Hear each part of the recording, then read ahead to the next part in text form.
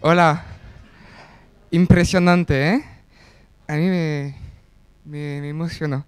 Em, vale, pues creo que Simona ya ha planteado bastante retos y bastante cosas interesantes.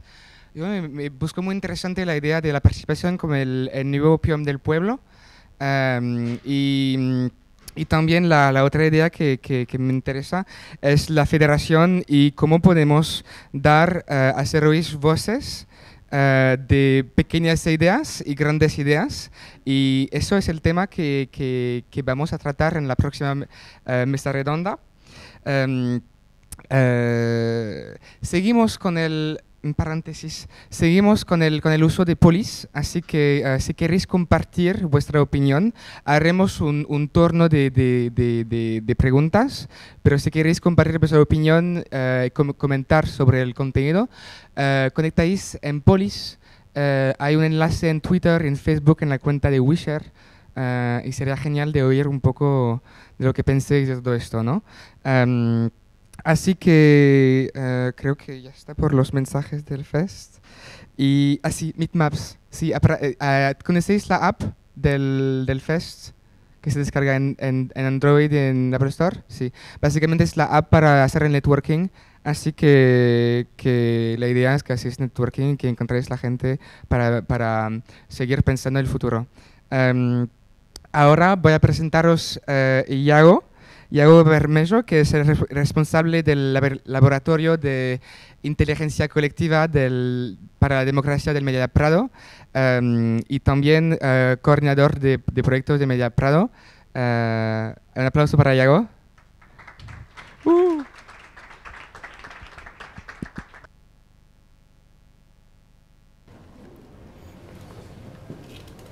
¿No? Ah, no, tengo este. Sí, sí, no, creí que me decías si quería subir. Yo sí quiero. Hola. Voy a presentar rápidamente a todos mis compañeros porque me siento aquí solo. A ver, ¿por quién empiezo? Pues Virgil, que viene de más lejos, Virgil de Ville. Está ahora con el proyecto Democracy Air, que es un proyecto que quiere articular la participación a través del blockchain. Entonces, bueno, pues un aplauso para Virgil. Hola. Luego está Domenico Di Siena, que viene de una plataforma de urbanistas, arquitectos, aunque hay perfiles más diversos, que se llama CivicWise, que hace temas de participación también. Entonces, aquí lo tenéis.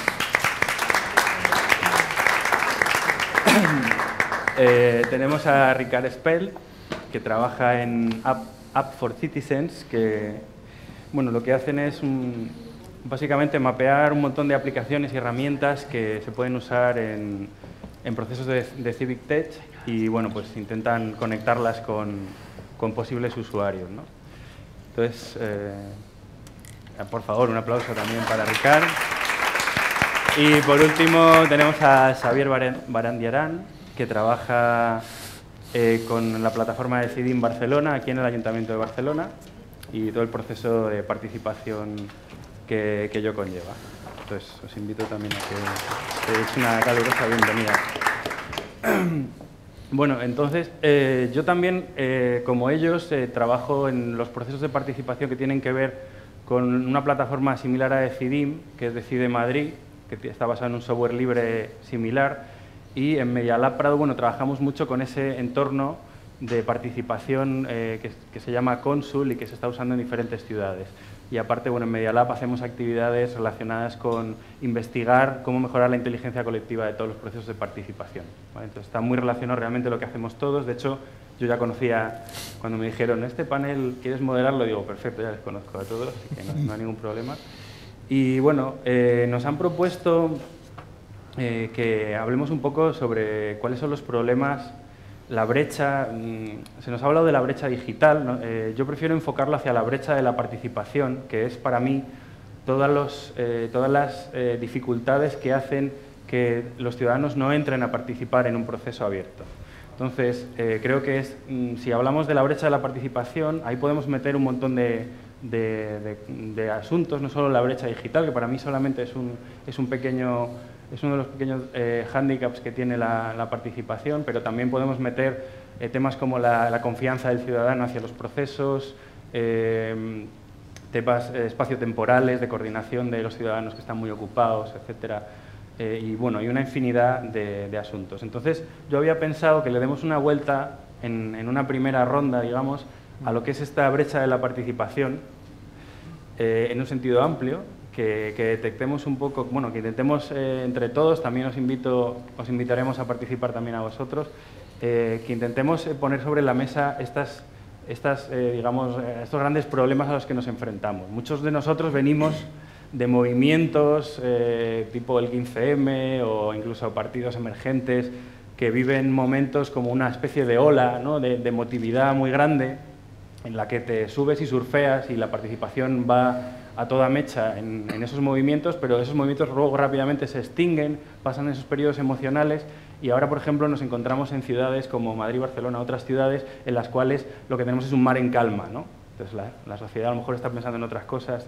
Entonces, a lo mejor no está tan volcada en un proceso que puedas abrirle de manera, pues, todo lo generosa que te imaginas que puede ser, pero luego a la gente lo mismo no acaba de entrar, ¿no? Entonces es un poco la situación en la que estamos muchos. Luego la siguiente fase del debate me gustaría que lo enfocáramos hacia, una vez que hemos analizado un poco cuáles son las principales causas que condicionan la brecha participativa, que pensemos un poco en a lo que nos dedicamos, que es qué tecnologías nos ayudan a saltar esa brecha participativa, ¿no? De qué manera estas nuevas tecnologías nos pueden ayudar a digamos que reducir al menos, si cabe, la brecha participativa.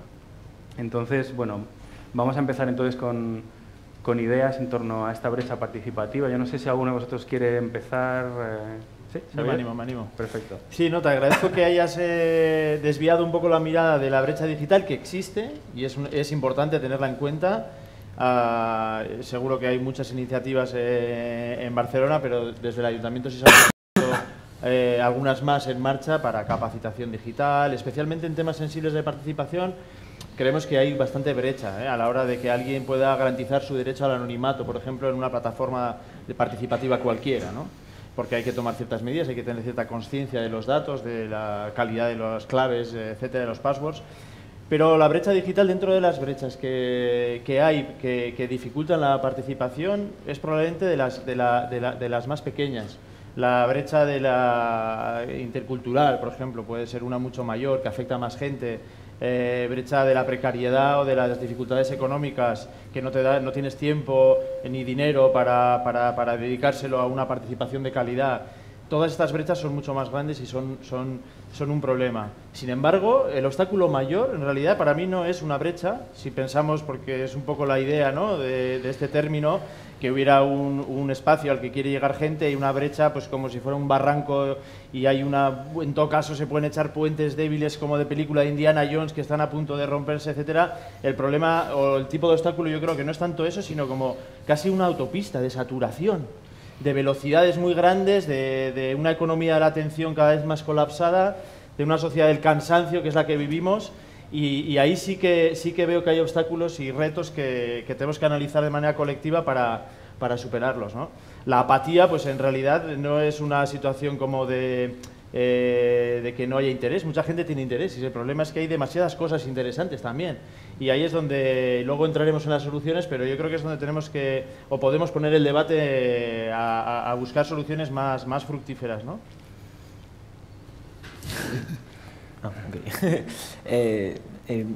A mí me parece que hay una forma de ver estos problemas para la participación con dos nociones que limitan a la democracia, que son tiempo y espacio.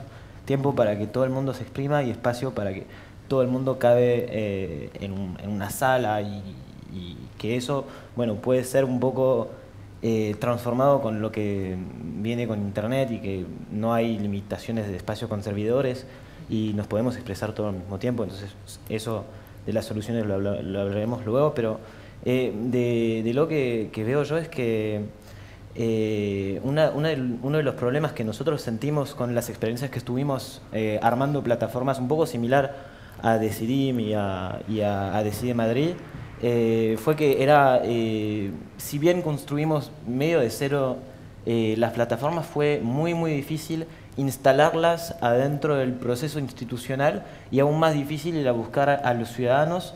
Serán que no sean vinculantes, que no se habla de temas que son interesantes, pero también a mí me pareció que adentro de la administración hay un tema de cambio cultural, por lo menos adentro de Francia, que nosotros, la plataforma era como un proyecto político porque los espacios de participación que son físicos, que existen, cada vez la gente que va es más vieja, son todos blancos, más hombres que mujeres, y veían un poco la red y internet como una forma de renovar eso, y esto no pasó, y porque también adentro de la cultura de las ciudades y todo hay como una resistencia, que es una carga de trabajo suplemental, no se cree también en el proyecto, y entonces yo creo que las limitaciones y las formas de que, bueno, por qué uno participa o no participa son muy distintas, y vos medio que ya las contaste, pero a mí me parece que hay un poco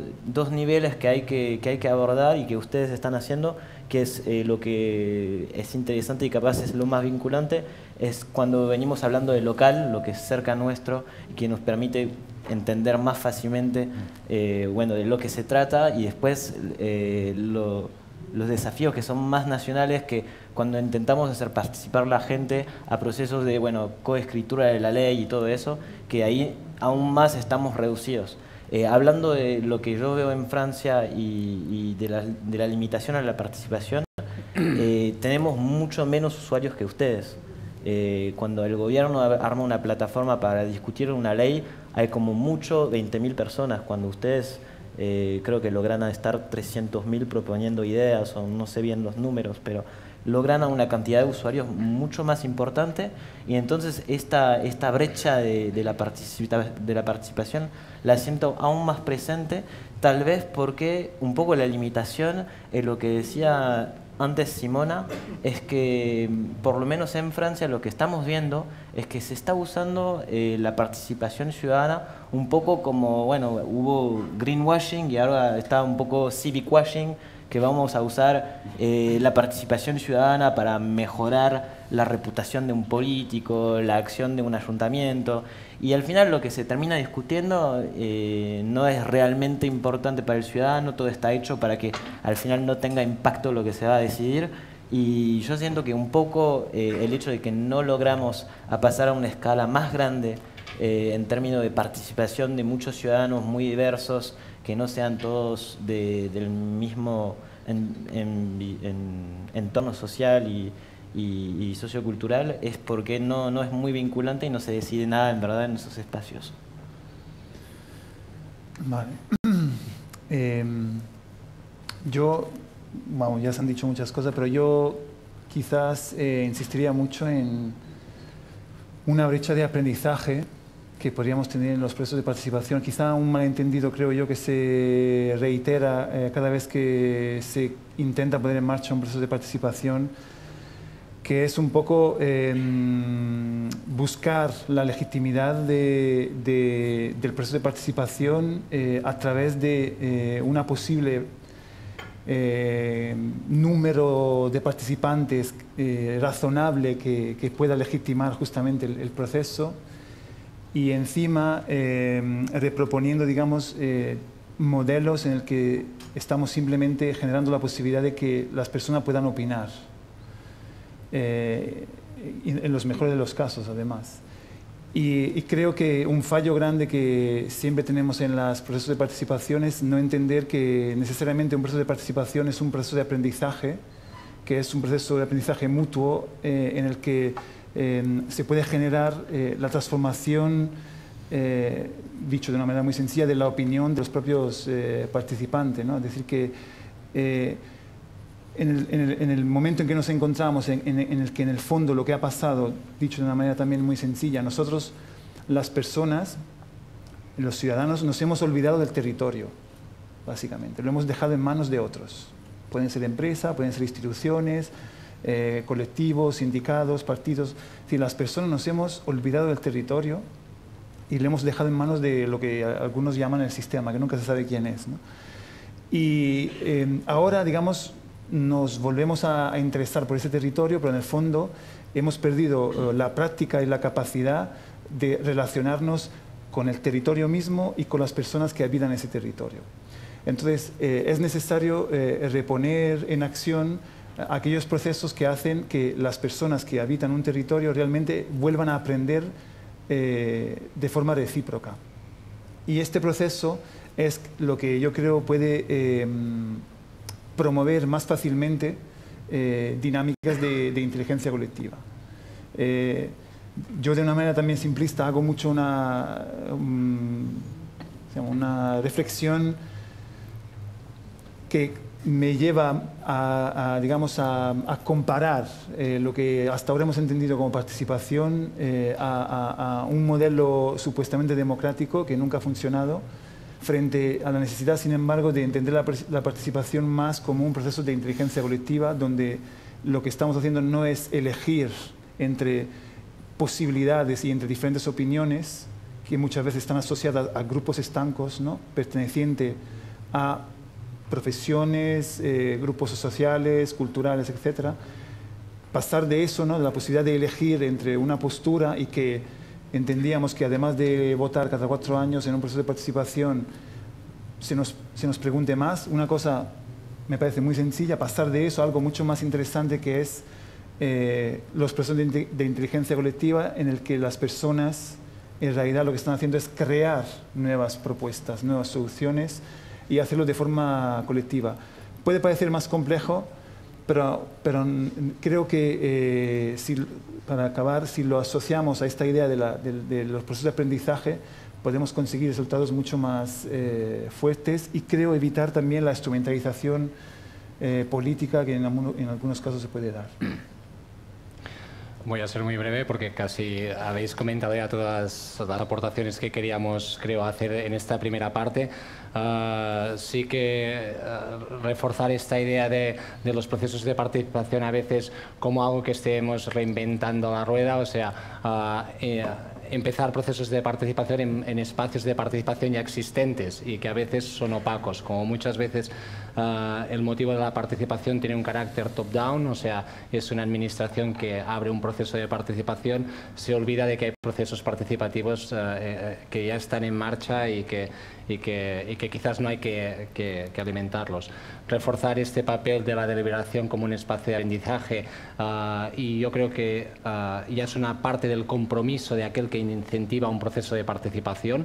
O sea, a veces olvidamos para qué sirve la participación o para qué queremos generar un proceso de participación, y lo olvidamos también. O sea, lo incentivamos como un instrumento, pero no damos argumentos para que la gente participe. Esta ausencia de compromiso es latente.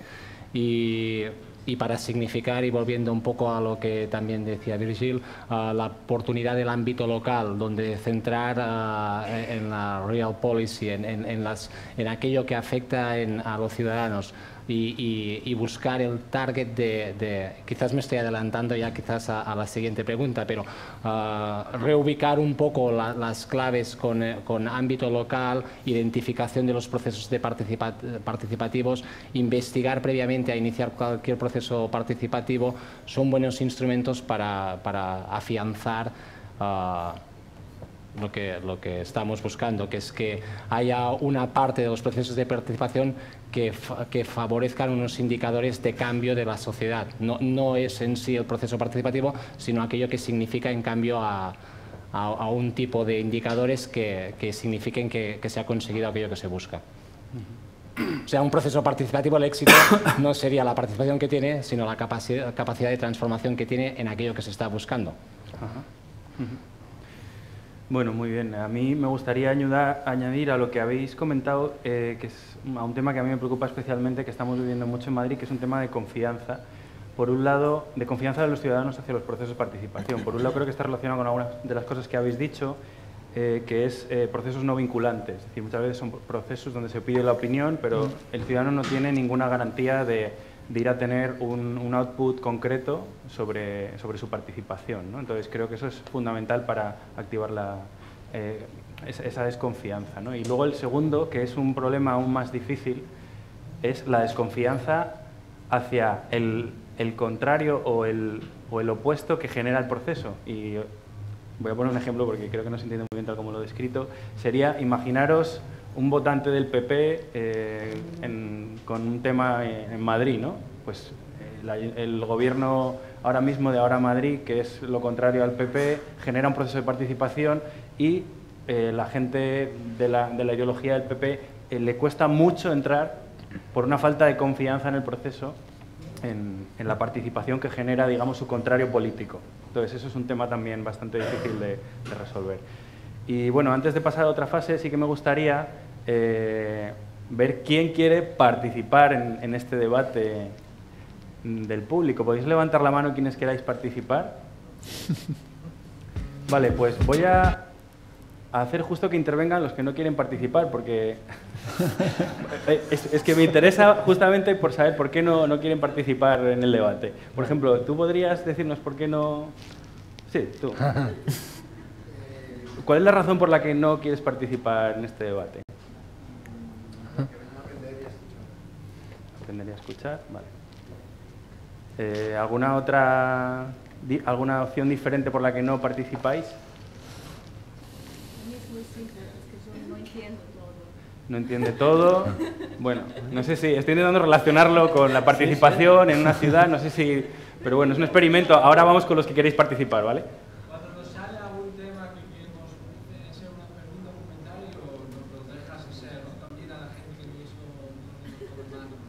mismo... Sí, ahora vamos. Quería una más simplemente de alguien que no quiera participar por alguna razón diferente, que nos pueda aportar alguna visión de este asunto. No se siente seguro con el idioma, pero yo creo que eso sí que es un problema común también en mucha gente que no se siente segura, ¿no?, a la hora de afrontar un tema a lo mejor político, ¿no? Quizás sí que podría tener relación con el aprendizaje que tú decías, de que la gente muchas veces no concibe un proceso de participación como un aprendizaje y debería, ¿no? A lo mejor. Yo igual, no sé. Puedo añadir algo. Yo creo que hay un tema que pasa siempre, que es que las personas nos situamos en un papel y un... Sí, ahora mismo, ¿por qué vosotros no estáis saltando y venir aquí?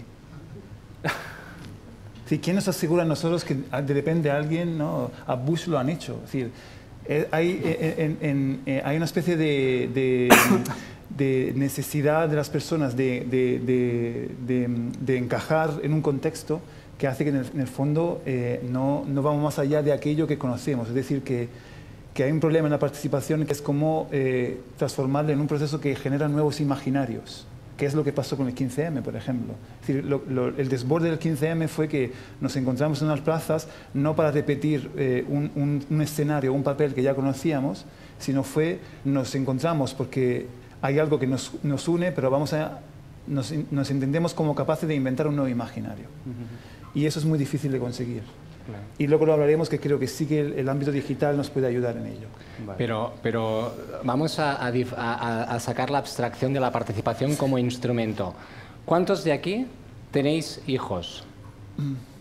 Si ahora incentiváramos un debate sobre educación, muy posiblemente los que han levantado la mano iban a ser los que participaran. O sea, a veces creo que desde el escenario o desde los procesos de participación entomamos la participación como algo abstracto, como algo de análisis, que también es interesante, pero es que en realidad es como algo más pragmático. O sea, la gente se acerca a procesos participativos cuando les interesa. Y las experiencias que tengo en procesos participativos acaban situando no siempre a los mismos participantes, sino a aquellos que tienen un interés en aquello que se participa. Ahora hemos dicho esto de los niños, pero si dijéramos quién tiene una persona dependiente en su casa, posiblemente levantaría la mano un grupo de gente que serían los que participarían. Creo que para situarlo en una escala interesante, lo de la participación hay que sacarlo un poco de la abstracción y también situarlo en el campo del pragmatismo de la gente para que entiendan: voy a participar porque participando voy a poder transformar algo que a mí me va a dar unos indicadores que va a cambiar mi realidad como ciudadano. No porque el proceso de participación sea algo interesante, no, me importa poco el proceso, me importa que cambie mi situación en este planteamiento, en este enfoque inicial. Vamos, si queréis, ahora con los que sí queríais decir alguna cosa. Tenemos por aquí una persona. ¿Quién más estaba? Otras 2 personas ahí y aquí otras 2. Vale, somos 5, vamos a intentar ser breves. Vale. Bueno, mi experiencia como procesos de participación. Gracias. Bueno, soy Enrique Huertas y yo soy coordinador de planificación de transportes, y mi experiencia como en la participación, por ejemplo, en la redacción de planes de movilidad, ha sido siempre la de intentar llegar, evidentemente con los recursos posibles o disponibles dentro del tamaño del proyecto, de la población, etcétera, pero intentar llegar a cuantos más sectores de la sociedad posiblemente mejor, ¿no? Sin embargo, lo que nos encontramos es que la participación, bueno, no hay una cultura de participación quizás todavía lo suficientemente arraigada como para que terminen por involucrarse realmente. Y aquí podemos estar hablando de invitar asociaciones muy afectadas por temas de movilidad, que a lo mejor no envían a ningún representante y de repente pues te encuentras en poblaciones de 50 o 60.000 habitantes con que a lo mejor o tienes que cancelar la participación o te vienen 2 o 3 personas que monopolizan el proceso hacia el tema de interés particular, ¿no? Eso por un lado. Y luego comentabas respecto a la desconfianza que genera, ¿no?, muchas veces pues la oposición, ¿no?, respecto de cualquier proceso participativo. Yo iría un poquito más lejos, incluso porque, por lo menos por nuestra experiencia, muchas veces te encuentras con que hay determinados políticos que favorecerían claramente medidas que están proponiendo los que ahora están en el poder, estando ellos en la oposición. De hecho, son en la línea, o están en la línea de su signo político, etcétera, y sin embargo ellos mismos son las que son los primeros en votar en contra de esto, ¿no? Entonces, ya digo que por lo menos como sentimos es que quizás la participación tiene que nutrirse más de la esencia de la democracia, ¿no?, entre sus individuos, ¿no? Esa es mi opinión. Vale, vamos a intentar que las siguientes intervenciones vayan un poco más centradas en la parte que estamos, que es temas relacionados con la brecha participativa, para ampliar un poco, si alguno tenéis alguna ampliación a lo que ya se ha dicho. Sí, esta chica de aquí, por favor, la de gafas. Hola, buenas. Uno de los temas que a veces en cualquier tipo de comunidad, sobre todo digital, nos hemos encontrado es el tema del, no sé si conocéis esta proporción que alguien, no sé quién fue, 90-9-1, es decir, que nunca es estrictamente 90-9-1, pero sí que es cierto que hay un gran volumen de personas que están leyendo y casi nunca o nunca incluso llegan a escribir nada. Hablo obviamente digital, como decía. Luego el 9 de tanto en tanto esporádicamente opina, participa, hace alguna cosa, y luego hay un 1%, un 1, 2, 3, depende del caso, que hacen muchas cosas y hacen casi, incluso son los 4 gatos, ¿no?, que están tirando del carro incluso. No sé si en vuestros casos os lo habéis encontrado y qué tiene que ver, si es una brecha, se considera brecha, o es en sí la propia naturaleza de la participación humana. ¿Cómo lo veis? Sí, yo creo que no tiene que ver tanto con la brecha, sino con una especie de geometría de cómo funciona la participación a nivel de implicación, ¿no? Casi todos los procesos de la naturaleza tienen una estructura libre de escala, donde diferentes, desde el lenguaje, diferentes palabras aparecen con una frecuencia altísima, otras con un orden de magnitud menor y otras todavía menor, metabolitos, conexión de ordenadores. Es una ley de la organización de los sistemas orgánicos, prácticamente la de la proporción esta que mencionas. Y bueno, yo creo que es normal y es bueno. De hecho, yo creo que eso es un buen indicador de que el proceso es orgánico. Cuando unos estudios que realicé antes de implicarme en el mundo institucional, más desde el mundo académico, los mejores indicadores durante el 15M, que una iniciativa era realmente surgía de una manera orgánica y autoorganizativa, era que tenía una señal típica de ruido rosa, que es libre de escala. un tipo de relación temporal entre los eventos, y cuando algo está muy centralizado y, por ejemplo, una organización llama a algo y moviliza solamente a sus bases, el tipo de participación es muy diferente, la proporción de la participación es también muy diferente. A mí eso me parece sano, de hecho, que sea así, porque no todas podemos estar participando en todo el rato. Incluso por afección o por interés, pues a todas nos atraviesa la realidad en esa proporción. A mí, ahora que estoy dentro del ayuntamiento, pues la cosa pública me afecta al 90%, igual la lectura pues ahora está en el 1%, y si hay un proceso de, yo qué sé, de participación sobre tipos de bibliotecas, pues no me vincule tanto como... O sea, que yo creo que es algo típico de cualquier organización. Yo añadiría que sería interesante analizar las conexiones, es decir, yo también creo que no es un problema.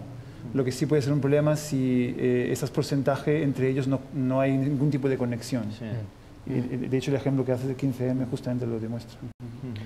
Vamos a hacer una cosa, como veo que las intervenciones son un poco más generalistas, vamos a continuar después porque si no nos va a dar tiempo, ¿vale? Me he quedado con vosotros.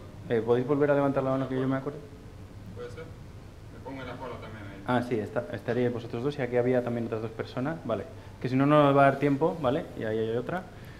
Entonces vamos a seguir con la siguiente parte, es decir, cómo estos obstáculos a la participación, esta brecha, esta zanja, la podemos salvar con nuevas tecnologías, pero bueno, no solo nuevas tecnologías, sino también nuevas maneras de hacer las cosas, ¿no? Entonces, pongo como ejemplo lo que comenté antes, justamente, a falta de procesos vinculantes y ante la desconfianza, normas muy claras sobre qué participación va a ser vinculante y qué normas del juego hay para que cualquier persona, independientemente de su ideología, pueda saber que puede conseguir su objetivo en un proceso de participación, ¿no? Entonces, bueno, vamos a empezar, si queréis, al revés, por Rick. Te voy a pedir que no, porque es que tengo que marchar a las 4, vale, son vale. menos 5, y si me disculpáis, voy a ser breve. No creo que efectivamente esto de la desconfianza es curioso, porque a mí me da igual qué equipo, qué partido esté en el gobierno. No pienso que en la biblioteca van a faltar un tipo de libros o me van a operar mejor o peor en la sanidad pública, siempre que sea pública, etcétera, ¿no? Entonces, o no por mi ideología, etcétera.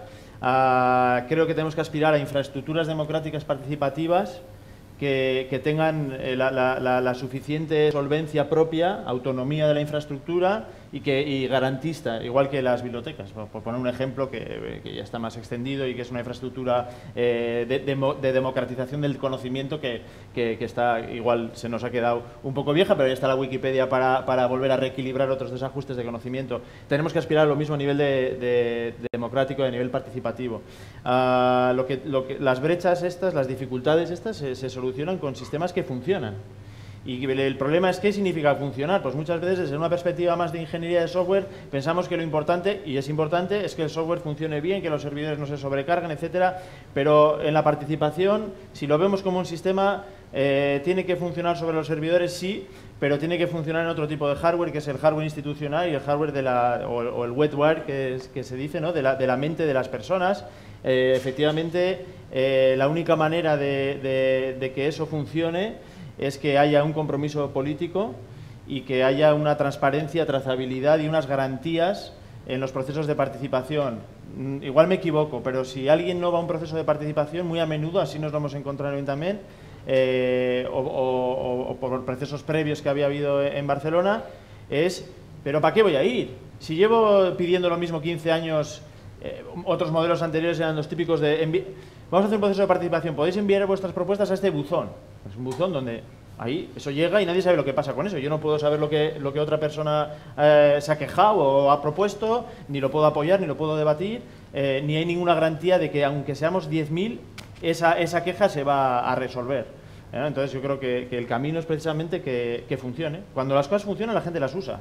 Y esto lo sabe cualquier persona que haya empezado una startup o que haya empezado un movimiento social o que haya intentado reparar su lavadora. Te alegra cuando funciona. Y en ello estamos. Y no es fácil.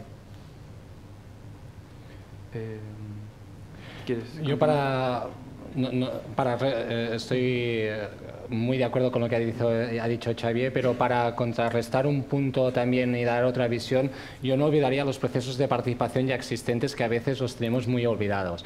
O sea, la gente, estamos haciendo un enfoque de la participación muy top-down, creo. O sea, a ver cómo conseguíamos que la gente participe en un proceso de participación que se genera de lo institucional. Pero en realidad, si analizamos un poco procesos participativos que la sociedad ya hace de una forma propia, autogestionada, recuperando un poco el discurso de Simona, para recuperar el poder, ya está creando alternativas, no necesita la institución. O sea, ¿cómo conseguimos que estos procesos desinstitucionalizados, que a veces incluso utilizan la tecnología de una forma muy primaria, sean procesos que retroalimenten y cambien o sean más orgánicos, que generen más procesos de participación que después puedan tener una conexión? Pero yo creo que hay, os podría poner un ejemplo en concreto sobre el cual estoy investigando desde hace tiempo. O sea, los procesos de participación, de generación de redes de gente que se organizan cooperativamente para una autogestión agroalimentaria. Esto que puede parecer una ridiculez es muy importante porque hay grupos que llevan orgánicamente funcionando de forma autogestionada y donde las TIC es un elemento clave, sin necesidad de que haya ninguna articulación por parte de la Administración. O sea, yo creo que reconocer estos procesos de participación que en gran parte llevaron al 15M y lo están perpetuando desde distintas ópticas, pues son una parte de aprendizaje de los procesos. Creo que hay que desinstitucionalizar la idea de la participación, que esto me parece que entramos muy fácilmente al terreno de soy administración o administración pública y quiero hacer que la gente participe. Yo creo que la gente ya participa. Yo añadiría justamente sobre lo que tú acabas de decir, un enfoque que creo puede ayudar es generar infraestructuras que permiten de alguna manera la multiplicación de los propios procesos. Es decir, que el problema de la participación es que realmente lo que genera es un canal al que tú tienes que sumarte, ¿sí? y no deja la libertad a los que participan, a lo mejor, de romper ese canal, crear otro o muchos otros. Entonces, lo pondría como una de las grandes posibilidades que la esfera digital nos ofrece, es justamente esa, la facilidad con la que las personas podemos generar nuevos canales. Y también añadiría el tema de la transmedia, es decir, que esos canales de construcción colectiva pueden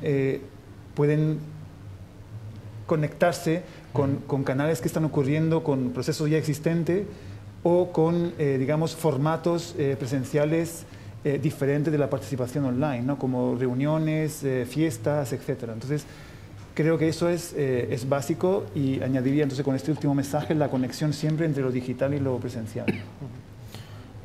Para dar un ejemplo muy concreto de lo que estás diciendo, hace poco en Francia la Asamblea Nacional hizo una consultación pública en Internet, un cuestionario, para que los ciudadanos evalúen la eficacia de una ley de igualdad entre los hombres y las mujeres. Era medio malo, todo cuantitativo, y nos metimos con un par de otras ONG para que agreguen cualitativo, o sea, que la gente pueda escribir texto. Y entonces lo que nosotros hicimos es que agarramos los datos abiertos de la respuesta de los ciudadanos y armamos un sitio que se llama Rapporteur Citoyen, y no sé cómo diría eso en francés, en español. Como Informante ciudadano, o sea, que armamos una web donde con un cuestionario donde le ponía lo que había contestado los ciudadanos mismos podían participar en la síntesis de la consulta, cualificando lo que se decía. O sea, yo creo que lo que decís es que si una institución hace una consulta, lo digital es muy potente en el sentido que la puedes forquear, lo puedes replicar y hacer otra cosa o con datos abiertos y implicar al ciudadano adentro de las diferentes etapas donde lo puedes involucrar, al nivel de la consulta, al nivel de la evaluación. Y entonces es muy importante tener presente cómo te puede ayudar la web a transitar por las diferentes etapas de lo que sería una democracia digital más inclusiva, que son más o menos 4, yo creo que empezás con la transparencia, open data y tal, después transitas, consultas, empezás a mostrar lo que vas a hacer y dejas que la gente deje opinión, después un poquito más arriba que lo dejes participar, cooperar, y lo último es cuando está coproducto con los ciudadanos y que nomás el Estado, el gobierno, la institución es aquí para ayudar a los ciudadanos a crear. Y para terminar, estábamos hablando de que los ciudadanos no pueden siempre participar en todo y entonces es normal que haya el 90-9-1. Bueno, yo no lo veo tan normal, pero porque a mí me gusta mucho una idea que se llama la democracia líquida, que un poco todavía no se ha probado muy bien, pero que contesta un poco esa idea en el sentido de que la democracia digital es donde podés delegar tu voto a otra persona cuando pensás que no tenés tiempo, que pensás que una persona puede contestar mejor a vos, o sea, y que generás liderazgo bottom-up, porque yo le delego a Domenico, que va a delegar a otra persona, que va a delegar a otra persona, y al final vas a tener una persona que va a representar muchas personas adentro de un sistema de network que es muy parecido a una red, en realidad, como nos conectamos hoy a través de Internet, pero que es líquido en el sentido que se puede revocar una delegación y que entonces es un sistema un poco híbrido entre democracia directa y democracia representativa, que creo que permite, a su modo, porque siempre se puede votar directo o delegar, que la gente esté representado en las diferentes decisiones que se tomen diario. Bueno, yo para finalizar y dejaros hacer alguna pregunta más, quería poner otro ejemplo de lo que pueden hacer las nuevas tecnologías con los temas de participación, y en concreto para resolver un problema que se nos presenta incluso hoy aquí mismo, ¿no? Que es, tenemos más preguntas del público de las que realmente podemos admitir por cuestiones de tiempo. Entonces, nosotros hemos propuesto que os metáis en una aplicación, ¿vale?, que se llama poll.is. Alguna gente se ha metido, hace falta realmente que se meta más gente para que esto sea significativo. Pero hay un mecanismo básico que se usa mucho en las aplicaciones de inteligencia colectiva, que es el filtrado colaborativo. El filtrado colaborativo quiere decir que cuando tenemos demasiada gente queriendo participar y no se la puede escuchar a todas, entre todos seleccionamos cuáles son las más interesantes, ¿no? Entonces, en este caso, si os metéis, veréis que tenéis una aprobación o me gusta, no me gusta para cada comentario de cualquiera de vosotros. Entonces, al final lo que se crea es un sistema en el que visualizamos cuáles son los comentarios más interesantes, de manera que, aunque no podemos escucharlo todo, sí que al menos escuchamos los más interesantes para el grupo, ¿no? Entonces, esto es en general una de las cosas que permiten las nuevas tecnologías, que es usar el software y mecanismos de inteligencia artificial, que en este caso además en esta herramienta genera grupos de opinión, que es muy interesante, con la participación ciudadana. Entonces, esto es un aspecto que complejiza, digamos, también la participación, porque mete algoritmos sofisticados, pero que tampoco es necesario entenderlos, más bien entender cómo funcionan, tener una confianza en que hay unos expertos que nos están diciendo que son justos, etcétera, y por supuesto que sean transparentes y estén publicados, pero nos pueden ayudar mucho en casos de mucha gente intentando hacer cosas, que rápidamente veamos qué es lo más interesante o lo más apoyado, ¿vale? Entonces, bueno, pues... esto se puede encontrar en el artículo que está en el Wisher Magazine, versión español, y creo que lo van a encontrar ahí, ¿no? Sí, yo también lo he tuiteado. Ahora mismo hay pues una pregunta, bueno, una sugerencia. Dice, la tecnología puede y debe jugar un papel importante en crear más confianza entre los ciudadanos y con el gobierno. Una persona anónima. Bueno, yo creo que también está bueno plantear esto que está diciendo, es que esta herramienta se hizo medio famosa en el campo de la Civic Tech porque lo usa un grupo de hackers en Taiwán que se llama GovZero, que nace de un movimiento que se llama Sunflower. Se metieron adentro del Parlamento para mostrar a los diputados que ellos podían funcionar de forma más democrática, y ahora uno de los hackers es ministro del numérico, es el primer ministro de transgender también. Y a mí lo que me sorprendió de la experiencia de ellos es que empezaron como todos, tipo, con forums, hablando, tal, y dijeron, eso no funciona, no podemos escalar, y están usando Polis para justamente escalar la discusión con herramientas así de filtro colaborativo para representar, a hacer como una gamificación del consensus. Es lo que hace Polis, es que te lleva a decir cosas que tienen consensus adentro de un grupo de opinión, Y lo que es muy interesante de ellos es que, bueno, pasaron por estos filtrados colaborativos y ellos están yendo al nivel de plataformas numéricas mucho más por la vía de lo que sea el streaming, haciendo realidad aumentada, video 3D, a donde, bueno, hacen participar en esa fase de crowdsourcing de ideas y después identifican a liderazgos ciudadanos y lo ponen en una deliberation room para que hablen todos y con streaming 360 y que la gente hable. Como que a mí me sorprendió un poco esa forma de, bueno, nos vamos de los forums y vamos a internet con realidad virtual para debatir. Bueno, vamos a aprovechar el tiempo que nos queda para preguntas que yo recuerdo que estaban más había gente como que llevaba más tiempo. No sé si la persona con gafas puede... No, más que una si pregunta... puede ser breve, ya que nos queda muy poco. Sí, más que una pregunta era una reflexión sobre el tema la pregunta que teníais del tema de confianza. Yo creo que en tema de participación, la confianza, lo importante es tener la confianza en tu propio impacto que puedes tener. Y yo creo que esto, para dar un ejemplo, de pequeño, cuando íbamos de vacaciones, no opinaba. Íbamos y confiaba en mis padres, pero no servía de nada. Decía, no, yo quiero ir a la montaña este año, no servía de nada. Tienes que tener la confianza que lo que vas a hacer tenga un impacto. Y yo creo que es donde hay que trabajar. Es la reflexión que tengo sobre esto. Y empoderar a la gente, sí que tú puedes tener un impacto. Vale, gracias. Perdonar, pero es que había gente que estaba desde el principio por aquí, yo recuerdo, sí. Tú estabas desde el principio también. Sí, pues vamos a dejar que hable. Yo quería añadir una reflexión que creo que es relevante y es muy ilustrativo de lo que está pasando. Procesos participativos tienen que redefinir las estructuras de tiempo.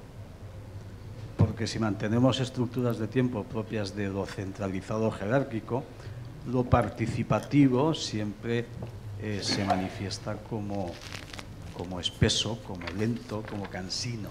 Y necesitamos ser capaces de redefinir estructuras de tiempo, cuánto dedicamos a reflexión, conversación y debate, cuánto dedicamos a decisión, cuánto dedicamos a ejecución, para que lo participativo coja vida.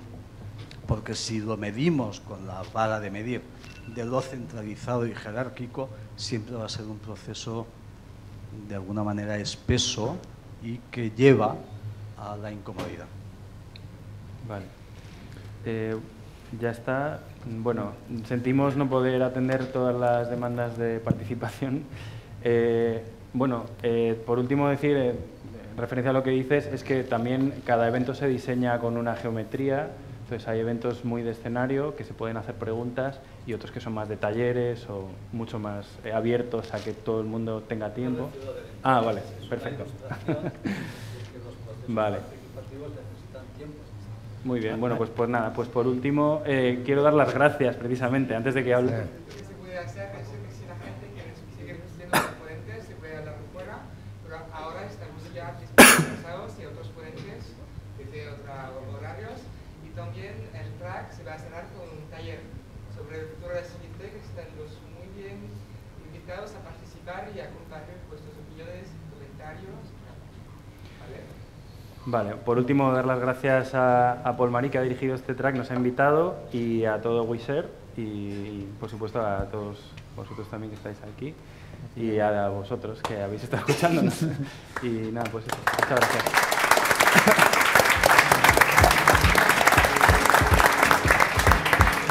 Como la gente quiere participar, no hace falta tiempo. Joder,